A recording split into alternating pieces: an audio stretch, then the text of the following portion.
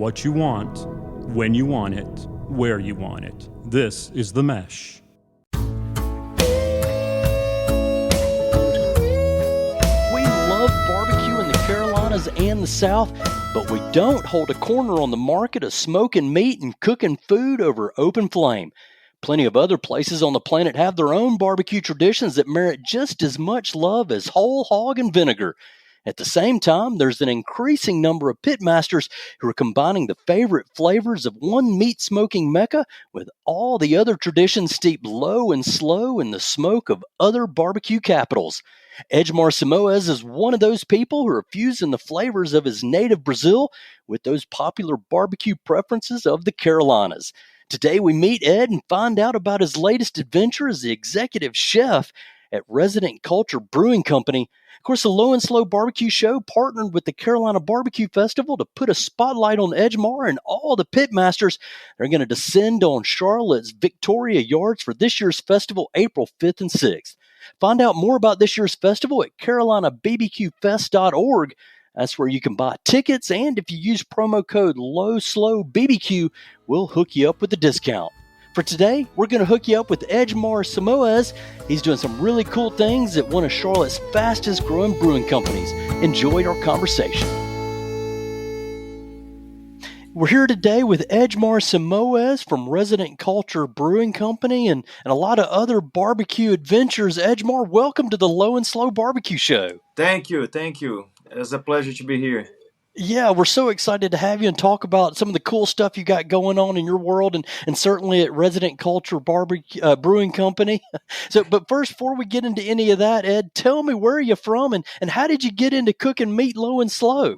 So I'm originally from Brazil. I've been in Charlotte for 12 years, but total United States, I've been here almost 19 years, going almost 20 now. But my background of the barbecue started with cooking Brazilian barbecue back home with my mom and my mama's side of family. That's a passion of my grandfather, my uncles, and it's our open fire. We love open fire, and since a kid, a fire being a passion, and I always love it, and I have a thing for fire. Anywhere I see fire, I'm gonna get close. I'm gonna. Yeah, cool. Well, tell me a little bit more about that tradition with your mom and your grandpa. You know, what was it like cooking with them? Oh, it's amazing. It's super family, and I think that's where I get the passion for the barbecue here in America, because it's bring everybody together. You know, bring the family together, bring the friends around. Like it's amazing how a simple style of cooking can bring a lot of people together. Just a smoke in the air, and as the sign is up and people start to smell, everybody started like, oh wow, what's coming, you know? And I think that's amazing, and I love it. It's the experience I have with my mom and my grandfather, my uncles, is just like old school habits, like old traditional, you know, make sausage without any chemicals, without any preservatives, and mix by hand and everything by hand, slice by hand. That back in the days, you don't have much machines and stuff, you know. Yeah, so tell me, you know, while we're talking about the Brazilian influence and your roots there, tell me how that maybe is a little bit different than some of the stuff that you might do or we might be doing here in the United States. It's not a lot of difference, right? I think it's just a little bit on the style. So Brazilian Mm-hmm. barbecue is more like open fire. It's very close to almost like the Carolina style barbecue, because you get the direct heat fire, you know, Mm-hmm. and it's very similar almost to the Carolina barbecue. I think that's what my passion with the Carolina gets so strong, because I love like burning wood, get the coals, you know, learn how to spread those coals around, bring the heat a certain. Oh, I need heat on this side. I don't need heat on this other. It's those. I feel like that's what's make like so unique, you know. Yeah, well, so that's the cooking aspect, but what about the flavors and the spices and the rubs and stuff? You use something different in Brazil, or are you sticking with the same thing? No, we kind of like where I grew up in Brazil. We do a lot of like basically like a lot of onions and garlic and herbs. Hmm. That's what we use the most. But I like sometimes kind of like mix a little bit. Like despechino. I do now at resident culture. It's like this small little skewer that I do. I use a little bit of vinegar. I do garlic, and so I try to mix a little between Carolina and the fusion. Yeah. Yeah. Okay. Well, so what do you feel like your specialty is now that you're here in the USA? Uh, I say more like I do love open fire and barbecue, and I want to stick to the old school and go back more to the old traditional. Okay. Well, so tell me about how you got connected with Resident Culture Brewing Company. How did that relationship begin? So that began with old chef. We worked together, and Hmm. he's get in touch with me, and we talking, and I was like, "Hey, I think I done my side on this other job, so I want to go back to barbecue. And somehow he's like, "Hey, I may have somebody that want to do barbecue, and maybe you guys can talk. And we set up an interview, and we went from there, and everything just fall right in. Yeah. Wow. Hey, that's going to be a good thing when things work out so smoothly like that. Well, tell me a little bit more about some of your barbecue experiences here, because I looked a little bit into your background, and this isn't your first barbecue game here in North Carolina or in the USA. But tell me a little bit about what your barbecue road in the States has looked like. So I've been working with barbecue here in Charlotte for over almost 10 years now. Hmm. And I started at Southman's Barbecue. It should be on South Tryon and East Boulevard. Okay. And at that time, we will only have like Max, Midwoods, Smokehouse, a couple of other places that do barbecue.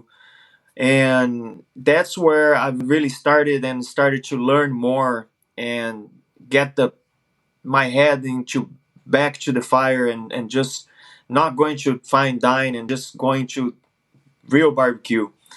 And when Southman's closed, uh, Noble Smoke was open up in a place on Freedom Drive, Hmm. and I saw a post, Chef Jim Noble post about that he looking for a pitmasters, and I sent him a text and I say, "Hey, you still looking for somebody?" And he's like, "Only if you're serious about." And that question kind of like get on my head. I'm like, "Yeah, I'm serious about. Let me show Yeah. you." And I worked there for 4 years, and after that, I just love it, and I just don't want to change. Yeah, so a really rich Carolina barbecue experience, some well-known names and brands out there. Now you're with Resident Brewing Company, and that's a brewing company, Edmar. So tell me about, and I know you guys have just launched this cool new barbecue menu in February. So tell me about how you've expanded that menu and why you guys have decided to try to do that. So I feel like Philip Dream is always he grew up eating barbecue, and I think that's one of the connections that we have very well right now, because he grew up doing that, and I get here and I love what I'm doing, and I cook for him, and he's like, "Let's do barbecue. And we planning to do a little smokehouse outside at the patio to create more that barbecue scene for us. And we later on going to start doing some more beers that pair with our barbecue. And the menu is going to be based like Carolina barbecue and a little fusion between Texas, Brazilian. So I have a little, we have brisket, we have pork, and I do the picanha, which I use for the espetinhos, which is skewers. Hmm. And so that's the kind of fusion I'm kind of doing. And later on, I'll bring a little more cuts different. But for now, we're just going to try to keep it simple, bring the flavors to the people so they can try and keep coming back. Yeah, I've seen some pictures of those biscuit egg rolls or brisket egg rolls. Man, they look fantastic. Can't wait to get a sample of some of those. And that's in some of the media that you guys are getting already. So, what has the response been like? I know you guys are just getting it launched, but how are people at the brewing company responding to it? Your fans and the people that are coming looking for a beer. It's amazing. being really good. The feedback is awesome, and it's great to see how many people that follow you sometimes, and come see you and come visit, come check your food, and it's amazing and it being great. I can't complain about. I cannot ask for more. Yeah. So, well, tell me a little bit about the experience when somebody comes to the brewing company. And I guess let's use. Are you at the South End location or Yes. also? Okay. So, tell me a little bit about that experience. What can somebody experience when they come to the South End location? What's it like? What am I going to see? What am I going to smell? What? Tell me the environment. So the environment is gonna be more like we're gonna try to bring back like the that brewer feeling where you can sit down, have a good lunch. We're gonna try to make our lunch strong, our dinner strong. We're gonna do some stuff for families and kids, where kids eat for free, so we can start to bring the families back. So people not just think we're just a place where people just go for a beer. We want to be a place where we recognize for a good beer and a good barbecue. Yeah, fantastic. So it's a brewing company, but it's so much more than that. And I also saw they've got some non-alcoholic beer they're selling there. So really, you're kind of creating a full experience beyond just the drinks. You're getting the food and the merchandise and the environment and everything, right? Right. This podcast is sponsored by Jackson Creative, a custom communication agency located in downtown Hickory, North Carolina, specializing in online content creation. To learn more, visit thejacksoncreative.com. Jackson Creative, we tell your story. Yeah, And okay. we have the coffee shop too. With Right. we have a breakfast menu too, which is amazing menu, super simple, delicious, everything cooked fresh daily. Yeah, fantastic. So folks can be there any time of the day while you're open and get any of those meal needs that they're looking for. So let's talk a little about your fire. I know you love the flames and you love the fire, but tell me about what you're cooking on there at South End and what kind of wood are you using? South End, I'm cooking right now is gonna be pork, brisket, turkey, and the top sirloin. Hmm. And later on, I'm gonna start bring beef ribs, pork ribs, and some other cuts too. But right now, I was in Hickory, and that's what I like here in North Carolina. That's very popular. It's easy to find it, but sometimes depends on the special occasion. I like a little pecan here and there. But it's kind of hard to come across those in North Carolina. Hmm. But when it's possible, it's great. Yeah. So when you're cooking up all those different meats, tell me about your oven, your smoker. Are you putting it all on a smoker? Have you got a black top? You using the open flame? How are you getting it all hot? Right now, we're getting on the smoker. Uh huh. We got a Ola Hickory smoker right now, but later on, we're gonna have an offset smoker outside, Okay. and we're looking for a whole hog smoker too. Yeah, fantastic. So you really kind of meet all those needs in the barbecue smoking realm. So you talked a little bit about your wood and what all you're cooking there. What do you feel like is so far the best item on your menu? The best item, I do like our turkey a lot, Yeah. and the pork. That's my favorite too. Brisket's not where I want to be yet. It's a lot of work I gotta do for those brisket, but I'll get there. Yeah, it's not easy, but hey, with that Brazilian and Texan flair mixing in with Carolina, that's something hugely popular around this area and increasingly more so.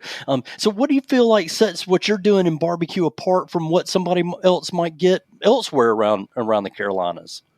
Um, I think we separate apart is a little bit of the flavor, because I try to fusion a little Brazilian flavors, a little more garlic, a little more onions in here and there, Hmm. more herbs than usual. People don't do a lot of herbs, but I do. If you eat like our, uh, I have a load potatoes. If you eat that, it's a Brazilian vinaigrette, which is almost like a pico de gallo, but those touch you bring a difference. Yeah, cool. Well, all right. So you guys are going to be one of the pit masters at the Carolina Barbecue Festival, and that's coming up April 5th and 6th at Victoria Yards in Charlotte. It's going to be a big part of the Charlotte Shout Festival this year. So tell me how you got hooked up with Lewis Donald in the barbecue festival.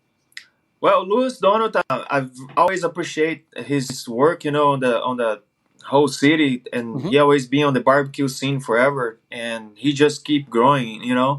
And he that's gonna be my first year of the festival. And Philip, the owner of the brewer, the one got in touch with them, and he mentions like, "Hey, I think we maybe have opportunity to participate. You wanna be in?" I'm just fresh in the brewer, so I was like, "Man, there's a lot of moving parts right now, but I guess let's do it." Sure. Hey, nothing ventured, nothing gained, right? Right.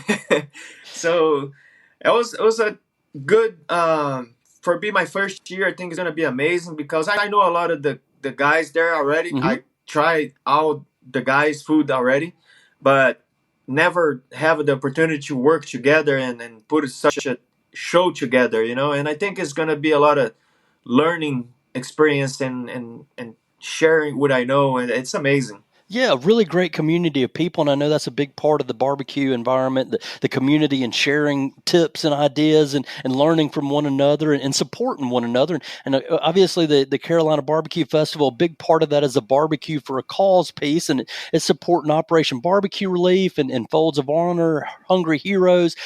Tell me, what does it mean to you to be participating in a festival that's supporting charities like this, not just learning on your own, but also supporting a good cause?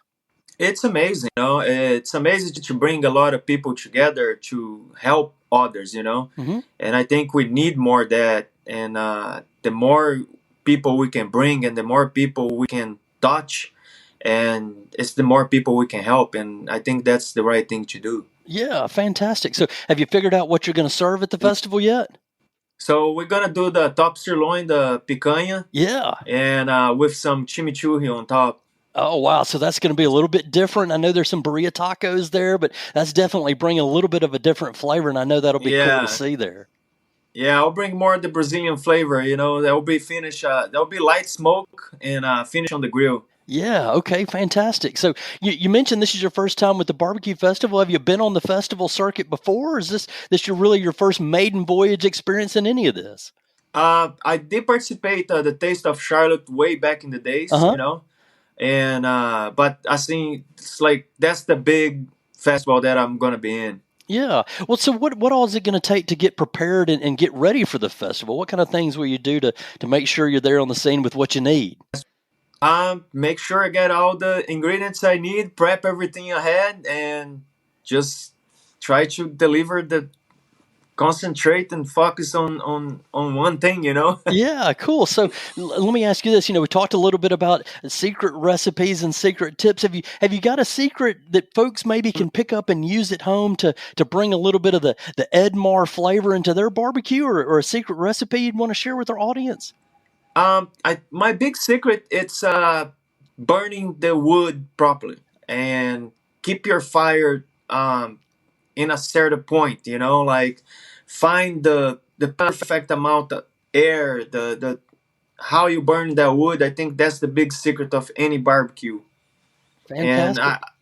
I think that's the main key of any barbecue is manage the fire. Yeah, manage the fire, make sure that you got the right heat where you want it, when you want it, right? Right. So we're going to dip a little bit more into secret time here, and I want you to tell me, Edmar, what do you really enjoy most about being a pitmaster? Um, Meeting people. Meeting people, I think, is open a lot of doors for me to meet so many people in the city, so many customers that follow me around, and it's amazing. Yeah, and you talked a little bit about your family connection when you're there on the grill and you're doing some of these special things. How often do you think about your moms and your uncles and your grandparents? Oh, every time I'm cooking.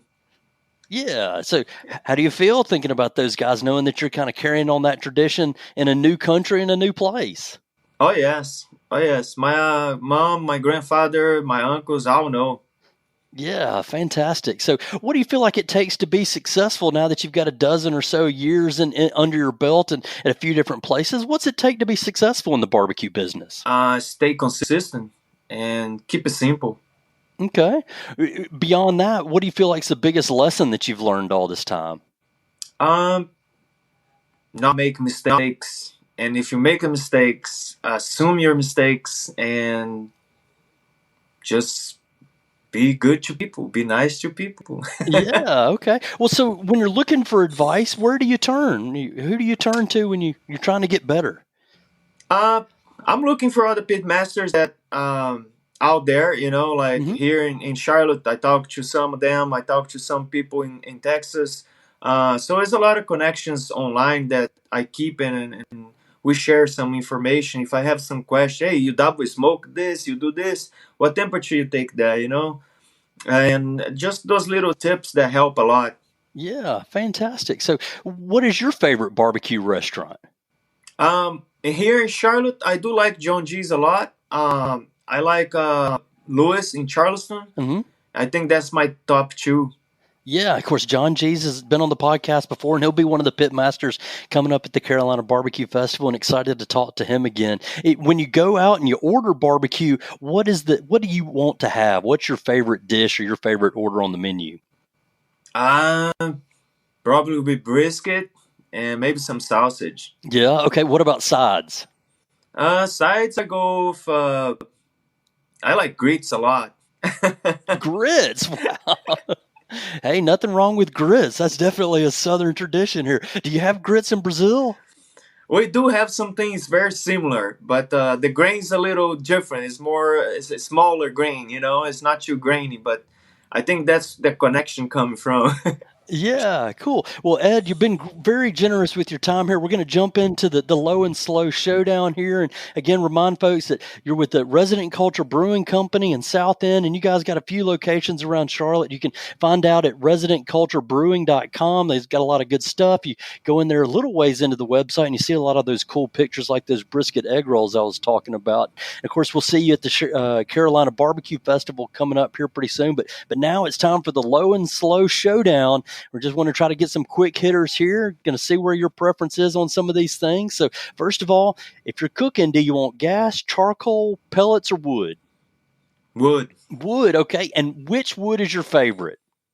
Hickory and pecan. Hickory and pecan, all right. Why those in particular? The way they burn. They burn more like hot and they last longer. Okay. So if you're cooking with a meat, do you want pork, beef, chicken, or something else? I do like cooked chicken a lot. Okay, why chicken? I think if you cook chicken super well, and I think you can make some good chicken. Best state in these United States for barbecue? I think Texas. Texas? Now, wait a minute. I know North Carolina. This is the Carolina here, Barbecue Show here. You're at the Carolina Barbecue Festival. There's nothing wrong with Texas barbecue, but why Texas? I think just they have different styles, and I feel like North Carolina, and now we can see like it's growing a lot. You go some barbecue place, you see chicken, you see other options. Mm-hmm. But a lot is still just pork option, Nothing wrong with that. Yep. I love it, I love pork too. But I'm more like, I like to see more other options. Gotcha. Nothing wrong with that. So if you're picking a Carolina barbecue style, what's your favorite? Eastern, Western, or the mustard stuff from South Carolina? Eastern. Why Eastern? I don't know. I went there a couple times and I love up there. Yeah, the whole hog and the vinegar, there's nothing quite like it. So if you're Right. having your barbecue, do you want it with sauce or without sauce? No sauce. No sauce, so you get that good flavor of the meat, right? Right. Yeah, so this is it, the big question. Edmar, is barbecue a verb or a noun?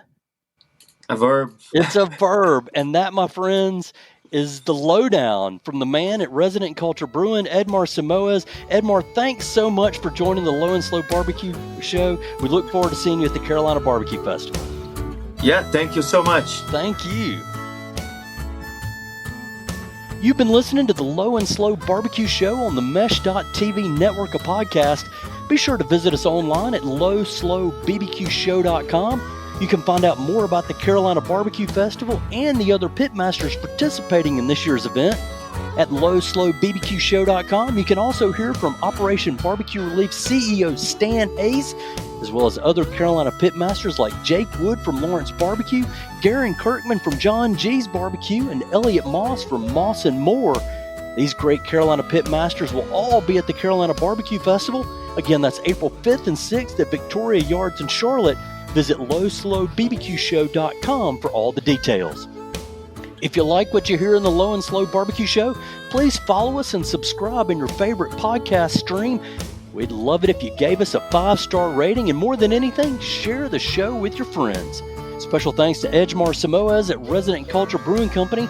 Thanks as well to our producer, Andrew Moose, and the whole team at the Mesh.tv network of podcasts.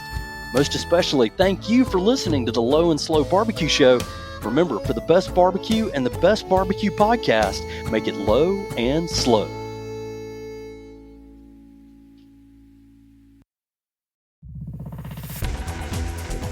You've been listening to The Mesh, an online media network of shows and programs ranging from business to arts, sports to entertainment, music to community. All programs are available on the website as well as through iTunes and YouTube. Check us out online at themesh.tv.